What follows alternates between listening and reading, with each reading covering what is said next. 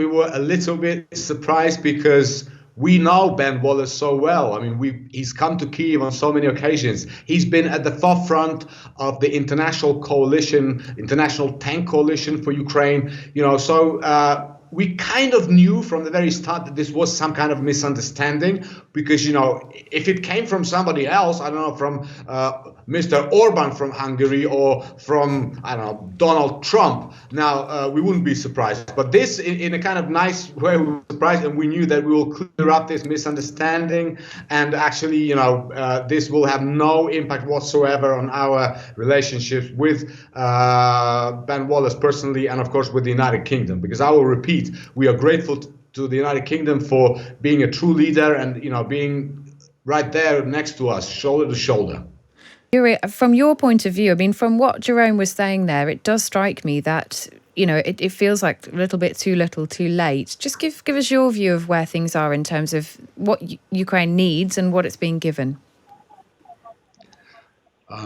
Kate, I would like to start, of course, by saying thank you to the UK government, to the UK people, and to the UK Defence Secretary Ben Wallace personally, and I mean it.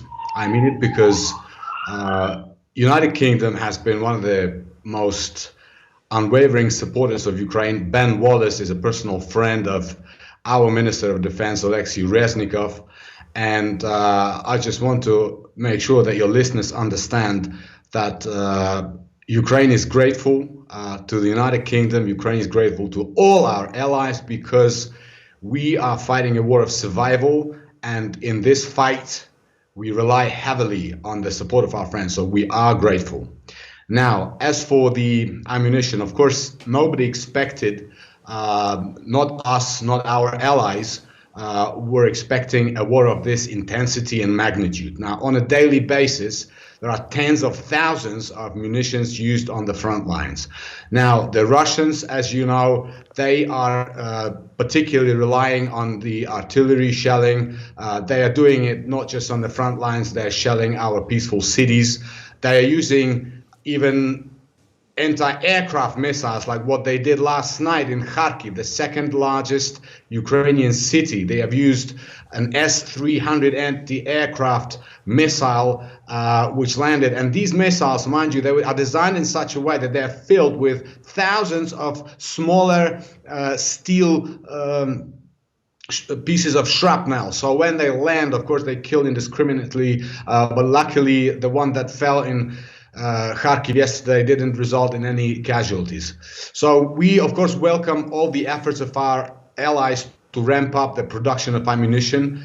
We want to end this war as soon as possible, but we have to all be prepared to go a long way and to make sure that Ukrainian armed forces are not stuck on the front lines without ammunition.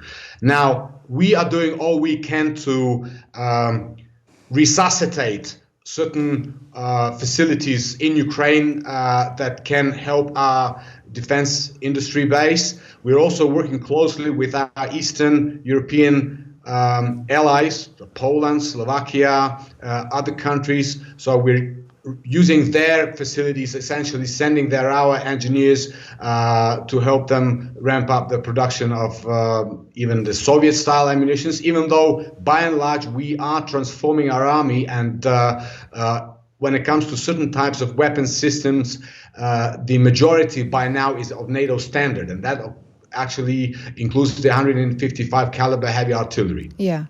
There's been some controversy over the use of cluster bombs. How do you feel about that? How do you feel about the comments in the Western media, I suppose, about Ukraine using cluster bombs? Okay, first of all, we understand the origin and the moral aspect of these sentiments. Now, at the same time, I've just given you an example how Russia is using very dangerous, indiscriminate weapons on our peaceful cities. Russians have been using the cluster munitions actually with a much higher so-called dud rate than the ones that Ukraine has received already, in fact. And they've been using it from day one on our peaceful cities. We have given the US written assurances that the cluster munitions that we will receive will be used only for the purpose of deoccupying the temporarily occupied territories. They will be used to help our armed forces break through the heavily fortified defense lines of our enemy. And this is millions of mines and hundreds of kilometers of trenches. Yeah. And we have given written assurances that every case of the use of cluster munitions in Ukraine will be recorded. And when the war ends, when we win this war, these areas will be given priority when it will come to the demining effort. So while we understand the moral concerns, in some parts of the Western partners, but at the same time, it's a war in which we are losing our people every day, and we want this war to end. And we are confident that a responsible use of cluster munitions will help us achieve our military objectives faster.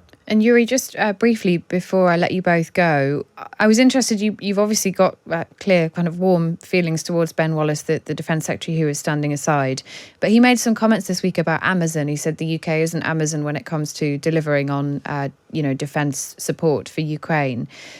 He says those comments have been taken out of context, and I note that you were very clear in your appreciation of what the UK government and others have given. Were you offended by those words? Was there a bit of tension there, or is it just a misunderstanding?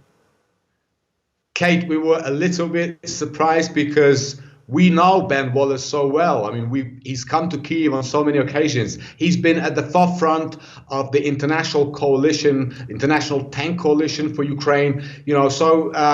We kind of knew from the very start that this was some kind of misunderstanding because, if it came from somebody else, I don't know, from Mr. Orban from Hungary or from, Donald Trump, now we wouldn't be surprised. But this, in a kind of nice way, we were surprised, and we knew that we will clear up this misunderstanding.